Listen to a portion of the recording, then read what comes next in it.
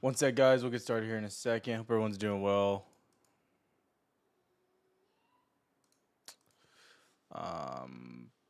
Fed Reserve. Give me a sec.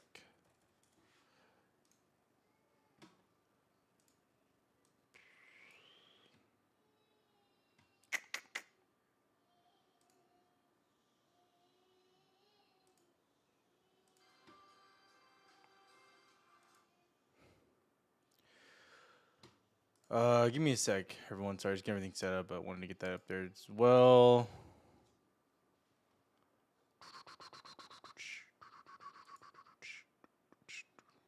Been a while. Been a while.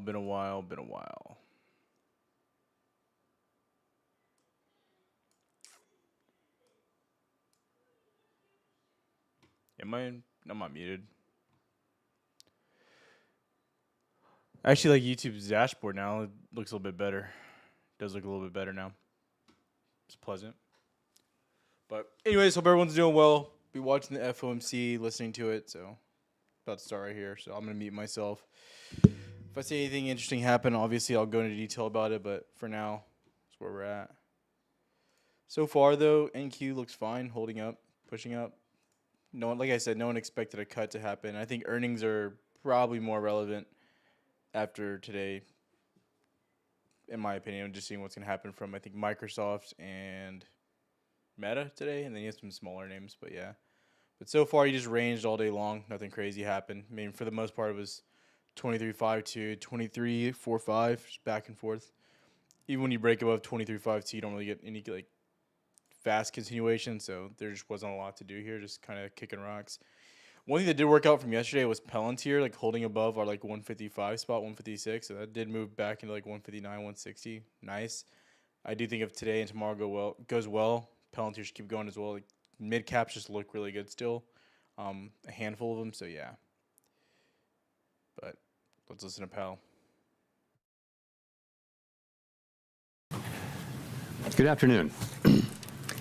My colleagues and I remain squarely focused on achieving our dual mandate goals of maximum employment and stable prices for the benefit of the American people.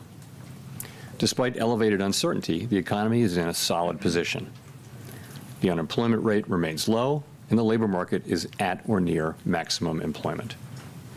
Inflation has been running somewhat above our 2% longer run objective. In support of our goals, today the Federal Open Market Committee decided to leave our policy interest rate unchanged. We believe that the current stance of monetary policy leaves us well positioned to respond in a timely way to potential economic developments. I will have more to say about monetary policy after briefly reviewing economic developments. Recent indicators suggest that growth of economic activity has moderated. GDP rose at a 1.2% pace in the first half of this year, down from 2.5% last year. Although the increase in the second quarter was stronger at 3%, focusing on the first half of the year helps smooth through the volatility in the quarterly figures related to the unusual swings in net exports. The moderation in growth largely reflects a slowdown in consumer spending. In contrast, business investment in equipment and intangibles picked up from last year's pace. Activity in the housing sector remains weak. In the labor market, conditions have remained solid. Payroll job gains averaged 150,000 per month over the past 3 months. The unemployment rate at 4.1% remains low and has stayed in a narrow range over the past year. Wage growth has continued to moderate while still outpacing inflation. Overall, a wide set of indicators suggests that conditions in the labor market are broadly in balance and consistent with maximum employment. Inflation has eased significantly from its highs in mid-2022, but remains somewhat elevated relative to our 2% longer run goal. Estimates based on the Consumer Price Index and other data indicate that total PCE prices rose 2.5% over the 12 months ending in June, and that, excluding the volatile food and energy categories, core PCE prices rose 2.7%. These readings are little changed from the beginning of the year, although the underlying composition of price changes has shifted. Services inflation has continued to ease, while increased tariffs are pushing up prices in some categories of goods. Near-term measures of inflation expectations have moved up on balance over the course of this year on news about tariffs, as reflected in both market-based and survey-based measures. Beyond the next year or so, however, most measures of longer-term expectations remain consistent with our 2% inflation goal. Our monetary policy actions are guided by our dual mandate to promote maximum employment and stable prices for the American people. At today's meeting, the committee decided to maintain the target range for the federal funds rate at 4.25% to 4.5%, and to continue reducing the size of our balance sheet. We will continue to determine the appropriate stance of monetary policy based on the incoming data, the evolving outlook, and the balance of risks. Changes to government policies continue to evolve, and their effects on the economy remain uncertain. Higher tariffs have begun to show through more clearly to prices of some goods, but their overall effects on economic activity and inflation remain to be seen. A reasonable base case is that the effects on inflation could be short-lived, reflecting a one-time shift in the price level. But it is also possible that the inflationary effects could instead be more persistent, and that is a risk to be assessed and managed. Our obligation is to keep longer-term inflation expectations well anchored and to prevent a one-time increase in the price level from becoming an ongoing inflation problem. For the time being, we're well positioned to learn more about the likely course of the economy and the evolving balance of risks before adjusting our policy stance. We see our current policy stance as appropriate to guard against inflation risks. We're also attentive to risks on the employment side of our mandate. In coming months, we will receive a good amount of data that will help inform our assessment of the balance of risks and the appropriate setting of the federal funds rate. At this meeting, the committee continued its discussions as part of our 5-year review of our monetary policy framework.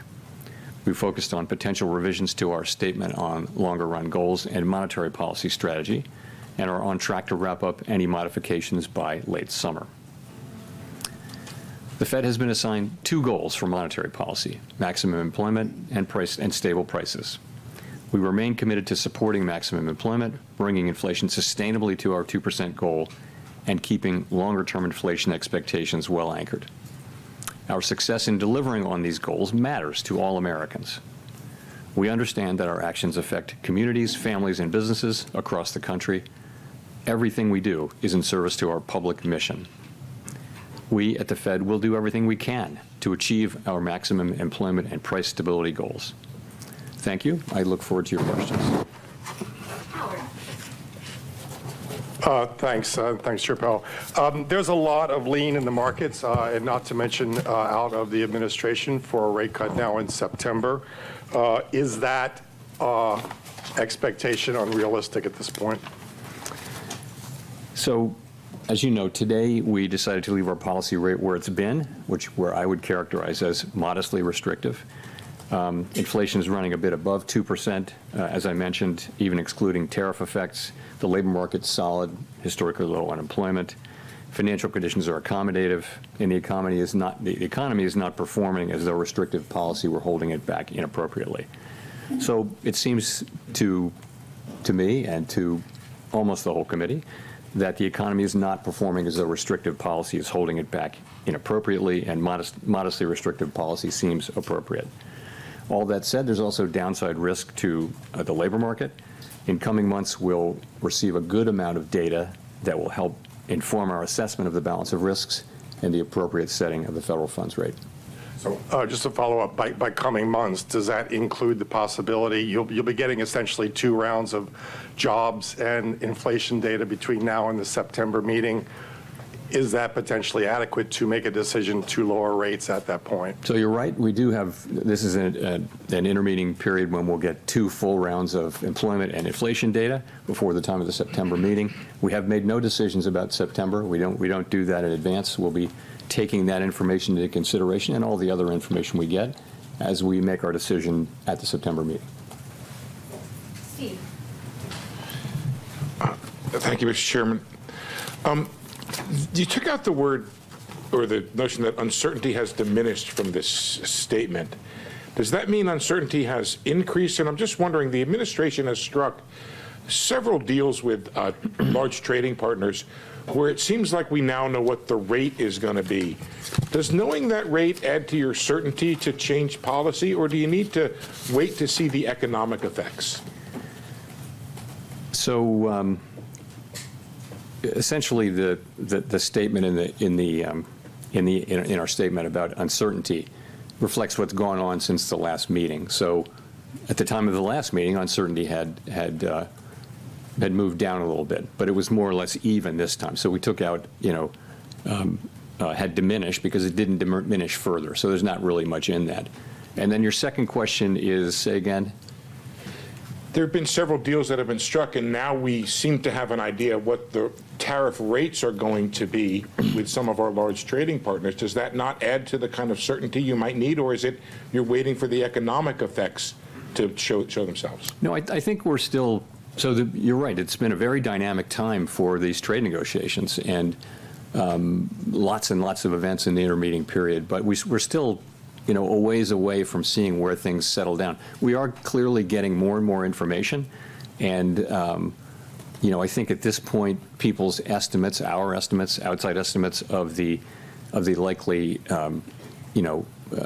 effective level of tariffs is not moving around that much at this point. But at the same time, there are many uncertainties left to resolve. So yes, we are learning more and more. It doesn't feel like we're very close to the end of that process, and that's not for us to judge. But it feels like there's much more to come, as well, looking ahead. Neil. Hi, Mr. Chairman. Neil Irwin with Axios. This morning we got a GDP report in which final domestic private purchases decelerated, slowest pace since 22. There was a weakness in the interest-sensitive sectors and residential investment, commercial structures. Are those not signs that monetary policy is a little too restrictive right now, given current economic conditions? So the GDP and PDFP numbers came in pretty much right where we expected them to come in. You got to look at the whole picture. So certainly, as I mentioned in my opening remarks, economic activity data, GDP, private domestic final purchases, which we think is a narrower but better signal for future, for where the economy is going, has come down to a little better than 1%, 1.2%, I think, in the case of GDP for the first half, whereas it was 2.5% last year. So that has certainly come down. But if you look at the labor market, what you see is, by many, many statistics, the labor market is kind of still in balance. It's things like quits, job openings, and let alone the unemployment rate.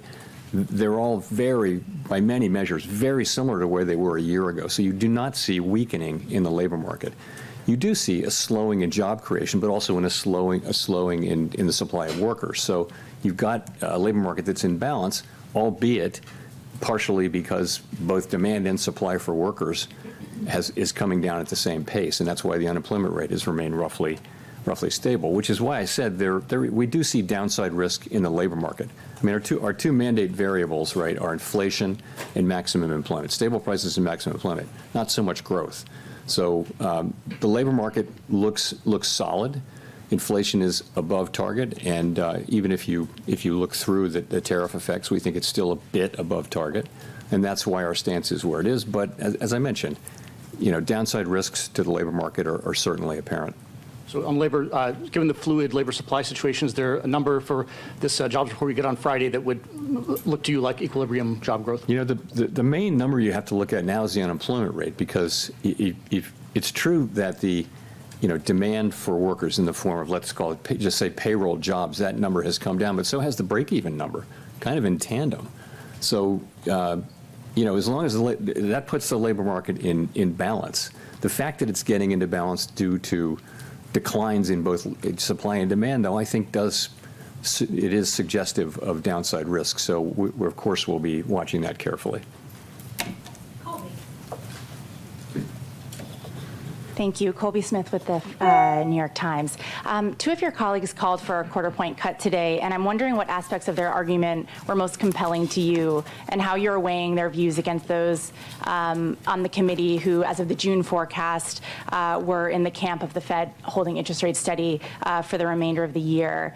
And just in terms of the June SEP in particular, is that still the best representation of where the core of the committee is? So on the dissents, what you want from everybody and also from a dissenter is a clear explanation of what your thinking is and what are the arguments you're making, and we had that today. So I think basically this was quite a good meeting all around the table where people were thought carefully about this and put their positions out there. As I mentioned, the sort of the majority of the committee was of the view that inflation's a bit above target, maximum employment is at target. That calls for modestly restrictive, in my way of thinking, modestly restrictive stance of policy for now. But we had two dissenters who I think, you want that clear thinking and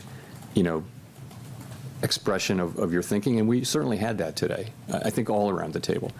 In terms of, you asked about the June SEP, I wouldn't, that you're right, that's what it says, and that may well, I couldn't point to it 6 weeks later as expressing people's thought. You really can't do that. We don't run an SEP, and I don't like to substitute in my own estimate of what the SEP might be. We don't have one.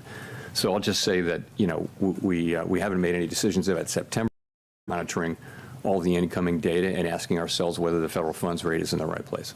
And just on the point about policy being only modestly restrictive, does that mean that there's actually not much scope to reduce rates once the conditions for a cut are met, barring a significant weakening of the labor market? So let me say, my own estimate is modestly restrictive, and there are a range of views of what the neutral rate is at this moment for our economy, and so others may say it's more restrictive or less restrictive even. We're going to be at some point, when we return to moving toward a more neutral stance, we'll be making that judgment as we go. I don't think we have a preset course. It's not so mechanical as saying, we've derived with great confidence the neutral rate and that is our destination, because really we understand that no one actually knows what the neutral rate is. We know it by its works, and that will be the way the economy reacts over time to slightly looser policy.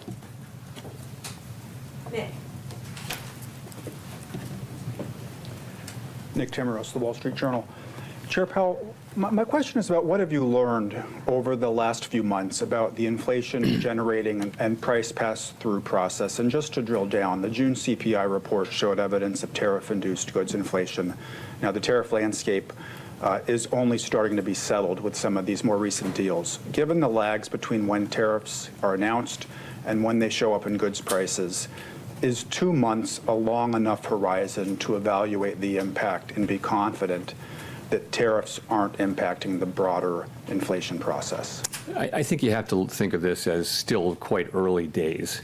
And so I think what we're seeing now is substantial amounts of tariff revenue being collected on the order of $30 billion a month, which is substantially higher than before. And the evidence seems to be mostly not paid only to a small extent through exporters lowering their price, and companies or retailers, sort of people who are upstream, institutions that are upstream from the consumer, are paying most of this for now. It's starting to show up in consumer prices, as you know, in the June report. We expect to see more of that. And we know from surveys that companies feel that they have every intention of putting this through to the consumer, but the truth is they may not be able to in many cases. So I think we're just going to have to watch and learn empirically how much of this and over what period of time. I think we've learned that the process will probably be slower than expected at the beginning, but we never expected it to be fast. We think we have a long way to go to really understand exactly how it will be. So that's how we're thinking of it right now. So if I could follow up, is the reticence to look through core goods inflation being driven by the judgment that during the pandemic expectations proved more adaptive than anyone at the Fed expected? Is it being driven by uncertainty over how restrictive policy is? You could argue we are a bit looking through goods inflation by not raising rates. We haven't reacted to new inflation, but I mean I wouldn't insist upon that. But I think the base case, as I said, a reasonable base case is that these are one-time one-time price effects. Of course, in the end, there will not be. This will not turn out to be inflation because we'll make sure that it's not. We will, through our tools, make sure that this does not move from being a one-time price increase to serious inflation. We want to do that efficiently, though, and that means we want to do it. If you move too soon, you wind up maybe not getting inflation all the way fixed, and you have to come back. That's inefficient. If you move too late, you might do unnecessary damage to the labor market. So there won't be, in the end, a big inflationary problem. What we're trying to do is accomplish that in a way that is efficient. But in the end, there should be no doubt that we will do what we need to do to keep inflation under control. Ideally, we do it efficiently.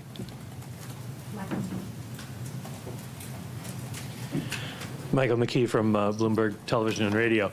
The one big bill, leaving aside the adjectives, do you expect it to add stimulus to the economy in 2026? And would that be an argument for remaining on hold or cutting back on the number of rate cuts you would expect for next year? So, of course, let me just ritual disclaimer that we don't express any judgments or anything like that on fiscal legislation or other legislation for that matter.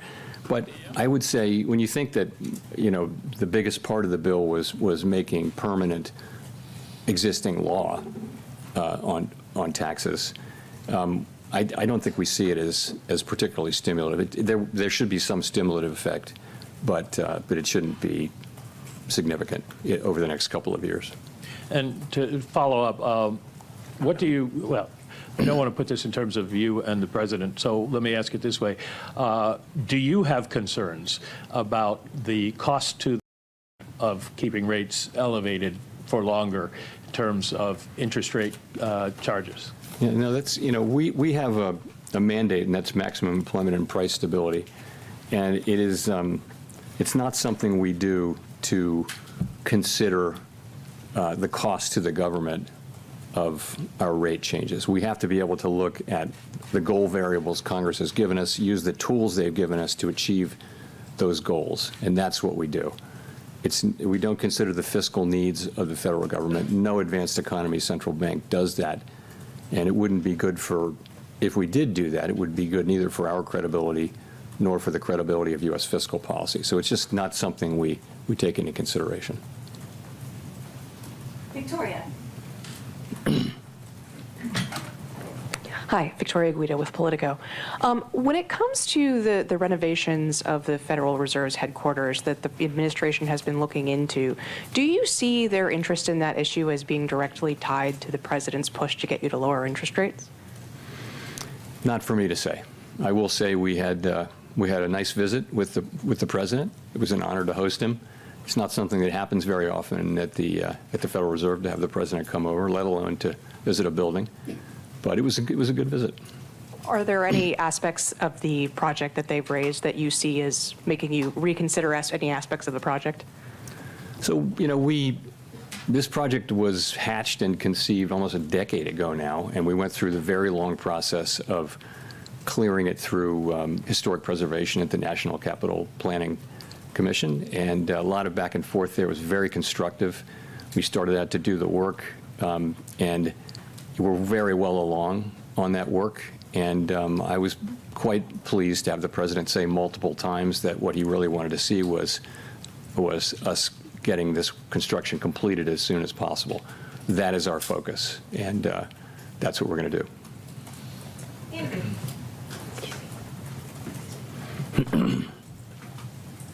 Thanks, Mr. Chairman. Andrew Ackerman with the Washington Post. What message do you take from the fact that inflation hit 2.1% last September and has bounced higher since? Why do you think financial conditions are restrictive and a neutral rate's below 4% when inflation has stopped falling for almost a year? So inflation, when you talk about these 12-month inflation measures, you're always battling residual seasonality. So we'll have, for example, 2 months of high inflation sometimes early in the year, and then inflation turns lower, and a lot of that may just be an artifact. So that's why we look at the 12-month numbers. I think inflation is most of the way back to 2%.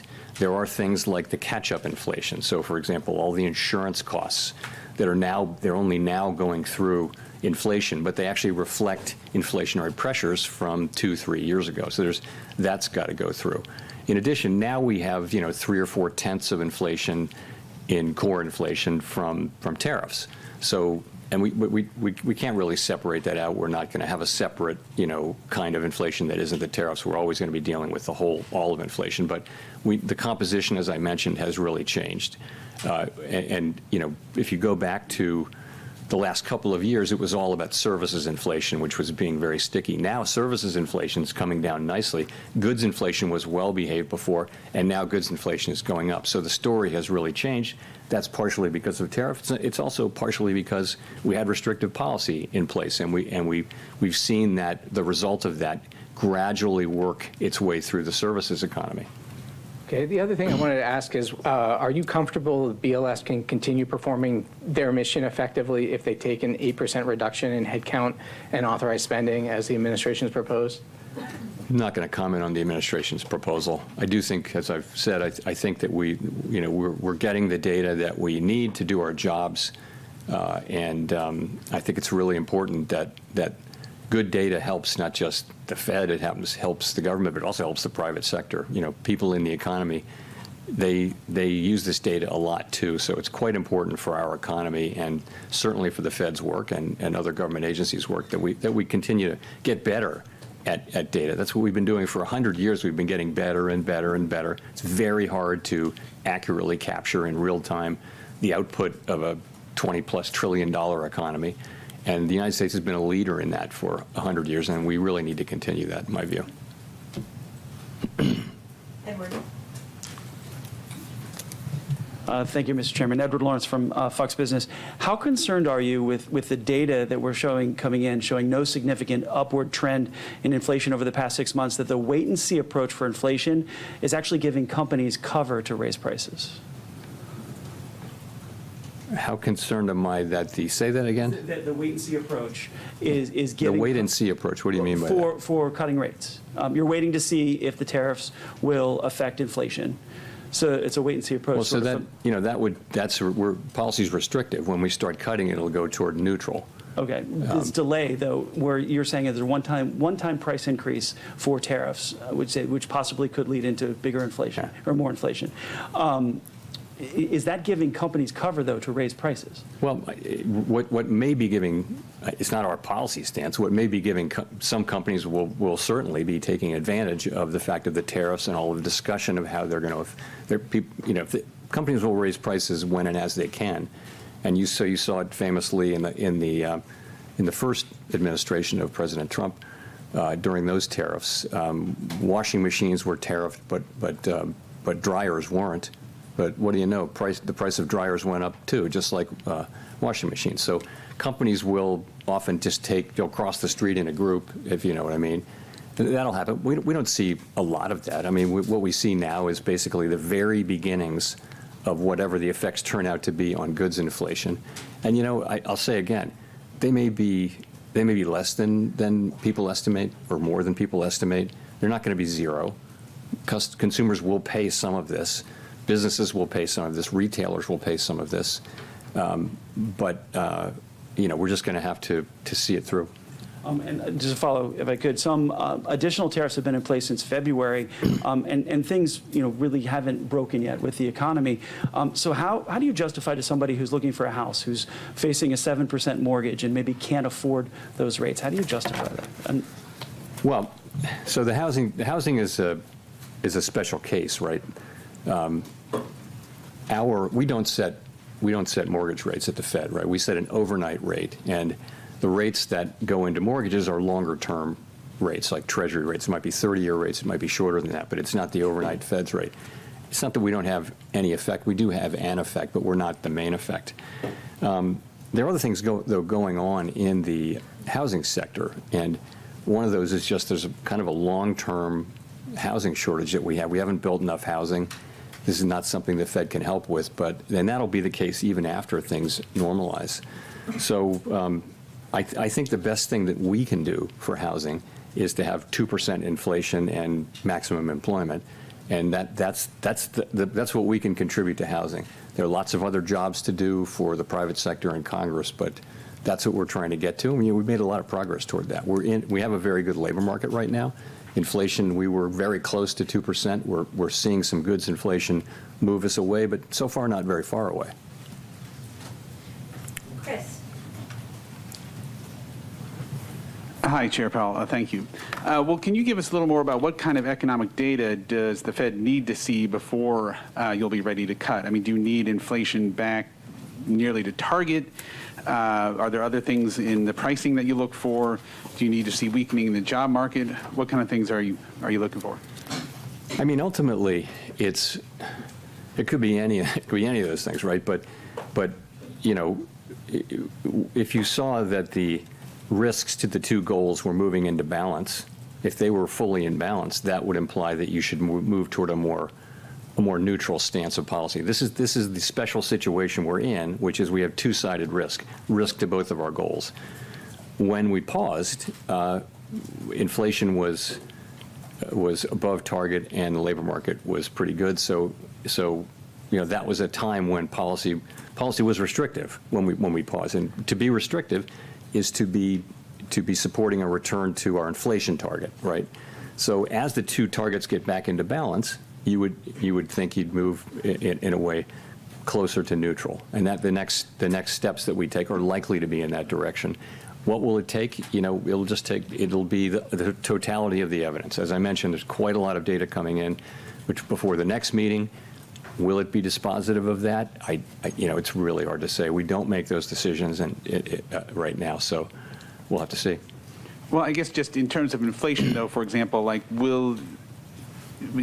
some people would point to if it remains only in goods and it doesn't bleed over to services, then maybe that's evidence that the tariff effect is going to be a temporary one-time thing. Is that kind of thing affect your thinking, or do you just need to see the number come down closer to 2? We'll look at everything. You know, it's, as I mentioned, you know, a pretty reasonable base case is that this will be a one-time price increase. And in the end, we'll make sure that that's the case. We're just trying to do that efficiently. And efficiently means getting the timing right so we don't again, if we cut rates too soon, maybe we didn't finish the job with inflation. History is dotted with examples of that. If you cut too late, then maybe you're doing unnecessary damage to the labor market. So we're trying to get that timing right, and that's effectively what we're doing. Claire. Claire Jones, Financial Times. Just a question on the dollar. We've seen it decline quite heavily this year.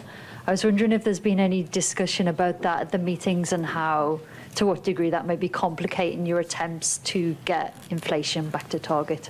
Thank you. So this goes back to the division of labor between the Fed and the Treasury, as you I'm sure know, and you know the Treasury only speaks to the dollar.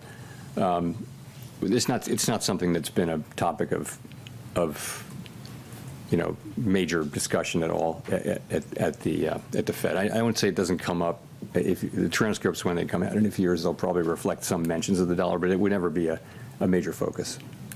And just to follow on, if I may, to Andrew's question, I think the amount of imputed data in CPI now is up to 35%. I mean, is there any discussion of that as well? Is there any consideration of looking at alternative measures, data scraping and so on, in order to just ensure you've got a good read on what's happening to prices in the U.S. economy? Thank you. You know, we're monitoring the situation. We do, of course, I mean, as you know, during the pandemic, we looked at a whole lot of new kinds of data.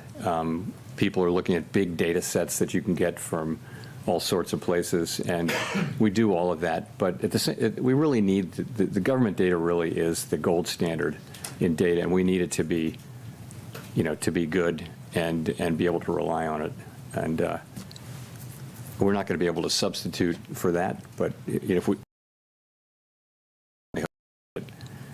what we need. Jay O'Brien. Hi, Mr. Chairman. Jay O'Brien, ABC News. President Trump has obviously invoked your name a lot. He has personally pressured you. Are you concerned the way that conduct might impact the Fed's independence going forward? I'll just say that, so I think that having an independent central bank has been an institutional arrangement that has served the public well.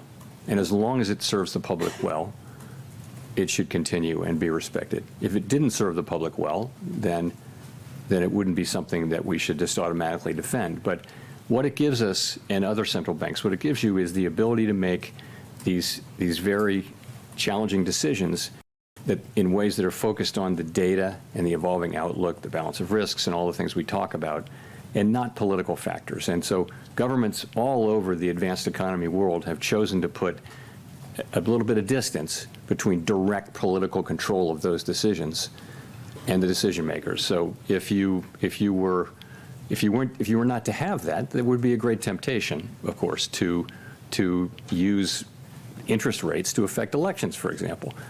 And that's something that we don't want to do. So I think that's pretty widely understood. Certainly it is in Congress. And I think it's very important. I'll just say that. Maria Eloisa.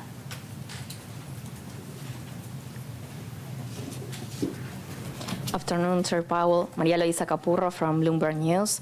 You mentioned a slowdown in consumer spending, and I wanted to see if you could walk us through what was the discussion with the committee around that. We've seen delinquency rates rising for upper-income households. How do you see that evolving in the next few months, and how much of a vulnerability that is for the economy going forward? Consumer spending had been very, very strong for the last couple of years, and had repeatedly, forecasters, not just us, had been forecasting it would slow down, and now maybe it finally has. So I would say, if you talk to credit card companies, for example, they will tell you that the consumer's in solid shape and that spending is at a healthy level. It's not growing rapidly, but it's at a healthy level. And delinquencies are not a problem. You mentioned high-end delinquencies. I don't know what to make of that. I read the same thing. But so generally, and if you look at the banks, and when the banks talk about in their earnings calls, the performance of credit has been good. So essentially, you have a consumer that's in good shape and is spending, not at a rapid rate, but it's true. And it was, again, right in line with what we expected. The GDP data that we got this week. And I think it's still a little bit difficult to interpret because you have these massive swings in net exports, which may also be affecting, some of that can affect consumer spending as well. Look, it's one of the data points that we pay most careful attention to, and there's no question that it's slowed. And we're watching it closely, but we also watch the labor market and the performance of inflation. Those are our two variables that we're assigned to maximize. And just to follow up on what my colleagues were asking about this sense, Governor Waller said that the labor market is on edge, and he was pointing to weaknesses on the private sector. I was wondering, you've said that the main number to look at is the unemployment number overall, but what was the discussion about the state of the private jobs market? So I'm not going to talk about any individual's, any individual's comments. I wouldn't do that. But I think what we know is that private sector job creation, certainly in the last report we'll see on Friday, but had come down a bit. And if you take the QCEW adjustment seriously, it may be even lower, maybe close to zero. But the unemployment rate was still low. So what that's telling you is that demand for workers is slowing, but so is the supply. So it's in balance, oddly enough. You've got a very low unemployment rate, and it's kind of been there for a year as job creation has moved down. But also we know that because of immigration policy, really, the flow into our labor forces is just a great deal slower, and those two things have slowed more or less in tandem. If you look at things like I mentioned, quits, look at wages. Wages are gradually cooling. Look at vacancies to unemployment. Those things have been pretty stable they haven't really moved a lot in a full year. So I think if you take the totality of the labor market data, you've got a solid labor market. But I think you have to see that there are downside risks. You don't see weakening in the labor market, but I think you've got downside risks in a world where unemployment's being held down because both demand and supply are declining. I think that's it's worth paying close attention to it, and we are. Nancy. Hi, Chair Powell. Nancy Marshall-Genzer with Marketplace. One more question on the lack of unanimity in today's decision, the two dissents. Was there talk during the meeting? I know you're not going to talk about exactly what individuals said, but in general, was there talk during the meeting of cutting rates, and what was the case against that at the meeting? Sure. So, we have an economic go-around where people talk about the economy, and then that's yesterday, and then today we have a monetary policy go-around. All the way around the table, everyone gives their views. So the discussion around policy was, the majority view was still what it has been, which is that inflation's running above target, maximum employment is right at target. That means policy should be a little bit restrictive, somewhat restrictive, because we want inflation to move all the way back to its target. So that's where people have been and still are. Two of our members felt that the time had come to cut, and that they, for the reasons that they're going to express. I won't tell you the reasons. They'll issue some kind of a thing in the next day or so. So, but that's the story, and I would say, well argued, very thoughtfully argued all around the table, good arguments, and it's a situation where, an unusual situation. The economy is in good shape, but it's an unusual situation where you have risks to both your employment mandate and your inflation mandate. That's the nature of a supply shock, and it's probably not surprising that there would be differences and different perspectives on that, as well as different views of where the neutral rate is, so that different views of how tight policy is. So we have those. I will say what you hope is that people, explain their positions very thoughtfully and clearly, and we absolutely had that today, all the way around the table. I would call it one of the better meetings I can recall from that standpoint. And you've said you're waiting to be confident inflation is heading toward your 2% target before you start cutting rates. When you do get that confidence, would you be in favor of lowering rates right away? It's not quite the way I would put it. I said that's why we think policy should be restrictive, is because inflation is above target. When we have risks to both goals, one of them is farther away from goal than the other, and that's inflation. Maximum employment's at goal, so that means policy should be tight, because tight policy is what brings inflation down. If you came to the view that the risks to the two were more in balance, that would imply that policy shouldn't be restrictive. It should be more neutral, a neutral stance, and that would be somewhat lower than where we are now. No one knows exactly where that is. So that's the framework I think I'd be taking, and we'll just have to see. We're going to be obviously looking at a lot of data in the next cycle. It is one of the cycles where we have 2 employment and 2 inflation reports, and we'll see where that takes us. Jeff Cox. Thank you, Mr. Chairman, for taking the question. Jeff Cox from CNBC.com. A metric that you like to cite a lot is the final sales to private domestic purchasers. That was down to a 1.2% gain in second quarter from 1.9% in Q1, suggesting that there's some softening in underlying demand. I just wondering if you look at that and you combine that with some of the housing numbers, the weakness that you acknowledged at the top of your remarks, that the housing market is in fact weak, and the inflation numbers from GDP today came down to 2.1% for headline, 2.5% for core. I'm wondering how much more movement you would need to see from these data points before you would be comfortable with cutting in, say, September. It's going to be the total. Hard to answer that specifically. PDFP, I think, for the first half, private domestic final purchases, or final sales, as people call it, was 1.6 on the first half. GDP, I believe, was 1.2%. That's the whole half. You mentioned the quarters. So those are slower, but GDP is bumpy quarter to quarter, half to half, and often gets revised, after the fact.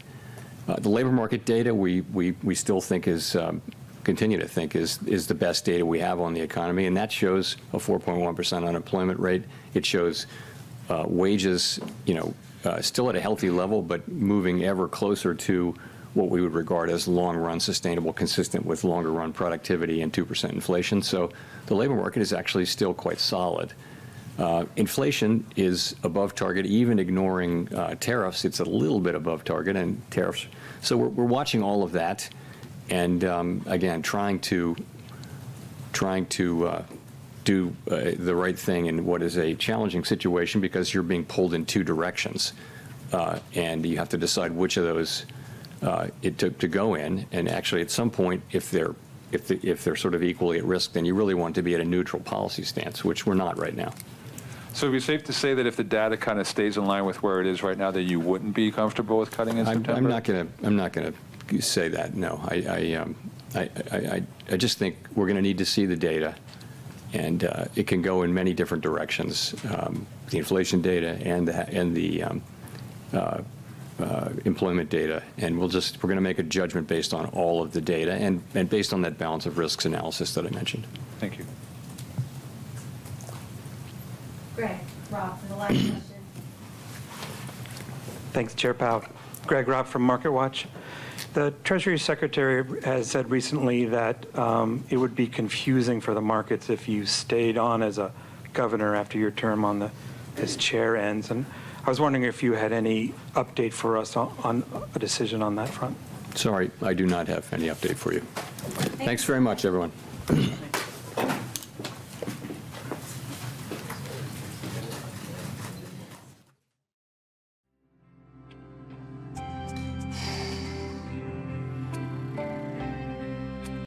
All right. So pretty much nothing, Burger. Like, don't think anything beneficial at all came out of that. I'm going to tell you right now. Personal opinion, but we'll see. One sec. I had to crop this really weird, so just give me a second. I'll fix it all. Give me a sec. Let me get it back to how I like it.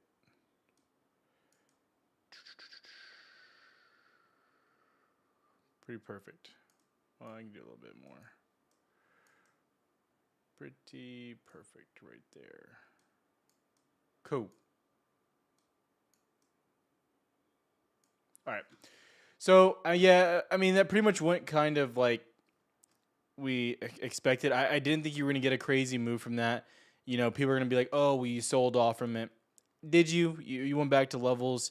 You got a little bit of a dip below 23.42, which was interesting to me to see that. But ultimately, you didn't really go anywhere. Like, you didn't really sell off. You went to our level, rejected, came back down. It's the same overall thing. You know, nothing's really changed here at all. Going into something like, you know, again, like we've talked about in Discord, I said this morning, I was like, look, there's nothing to really cover. It's the same exact levels. Like, just be patient. But again, it's the same levels that we've had, 23.585, 23.45, which was that gap fill, and then 23.424. You can see that's just where we're at right now. Go to the 15-minute, you can see we're projecting off where that gap fill was. So we're just chilling right now.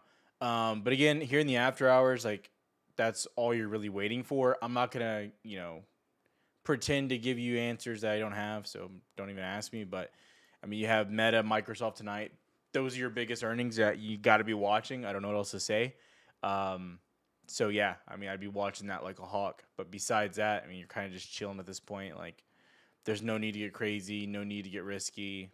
You know, just stick to just being. If you've been patient so far, there's nothing you really have to gain. I mean, you could coin flip and go long if you want. We'll see. But, yeah, just being patient here. It's, you know, some people thought this was going to be crazy. Like, we'll see about the whole Trump saying there's going to be a cut in September.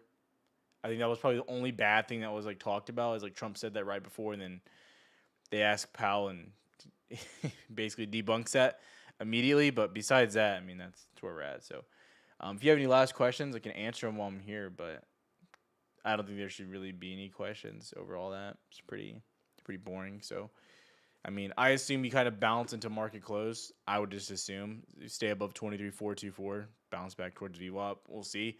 I'm not going to be doing anything. I'm just being patient here again, like I've said. And if earnings come in really good, which I think there's a high possibility earnings turn out good, at least, you know, overall spend and things we've talked about, I think that's a really good possibility to happen.